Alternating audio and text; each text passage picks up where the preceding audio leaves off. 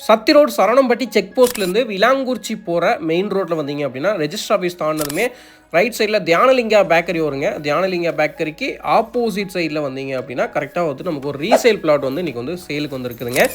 So உள்ளே வர road பாருங்கள், நல்ல ஒரு ஒய்டான தார் ரோடுங்க. கம்ப்ளீட் ரெசிடென்ஷியல் ஏரியாக்குள்ளே தியானலிங்கா பேக்கரிலேருந்து கரெக்டாக ஒரு 250 மீட்டர்லேயே வந்துட்டு இந்த பிளாட் வந்து அமைஞ்சிருக்குதுங்க.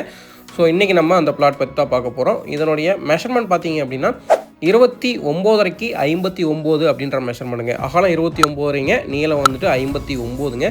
நல்ல ஒரு ரெக்டாங்கிளான பிளாட்டுங்க. ஸோ இதை வந்துட்டு பார்த்தீங்க அப்படின்னா நமக்கு வெஸ்ட் ஃபேஸிங் ஃபேஸ் பண்ணி இருக்குதுங்க. ஸோ 23 அடி ரோட்டில் அமைஞ்சிருக்கு. இந்த பிளாட்னுடைய ப்ரைஸ் எல்லாமே வந்து டிஸ்கிரிப்ஷனில் வந்து கிளியராக கொடுத்துருக்குறோம். மறக்காமல் செக் பண்ணி நம்ம சேனல் வரக்கூடிய வீடியோஸ் பிடிச்சதுன்னா மறக்காமல் நம்ம சேனல். கோயம்புத்தூரில் எந்த லொக்கேஷனில் உங்களுக்கு ப்ராப்பர்ட்டி தேவைப்படுது அப்படின்னா அந்த லொக்கேஷனை வந்துட்டு கமெண்ட் பண்ணி வைங்க. ஸோ மேஜராக யாரெல்லாம் எந்த லொக்கேஷன் அதிகமாக கேட்டிருக்கீங்களோ அந்த லொக்கேஷனில் இருக்கக்கூடிய ப்ராப்பர்ட்டிஸ் வந்து நாங்கள் ரெகுலராக வந்து போஸ்ட் பண்ண போகிறோங்க. ஸோ மறக்காமல் உங்களோட லொக்கேஷனை வந்து கமெண்ட் பண்ணி வைங்க. கோயம்புத்தூர் கார்பரேஷன் லிமிட்குள்ளே உங்களோட ப்ராப்பர்ட்டி ஏதாவது ரீசேல் பண்ணி தரணும் அப்படின்னாலும் வந்துட்டு இதில் இருக்கக்கூடிய நம்பருக்கு வந்து நீங்கள் வந்து வாட்ஸ்அப் பண்ணி வைக்கலாங்க, ஆர் கால் பண்ணலாங்க. ஸோ உங்களோட ப்ராப்பர்ட்டிஸும் நாங்கள் வந்துட்டு இந்த மாதிரி அட்வர்டைஸ்மெண்ட் பண்ணி ரீசேல் பண்ணி கொடுக்குறோங்க. மீண்டும் மற்றும் ஒரு நல்ல வீடியோ சந்திக்கலாம். நன்றி, வணக்கம். நம்மளோட பேஜை மறக்காமல் ஃபாலோ பண்ணிக்கோங்க.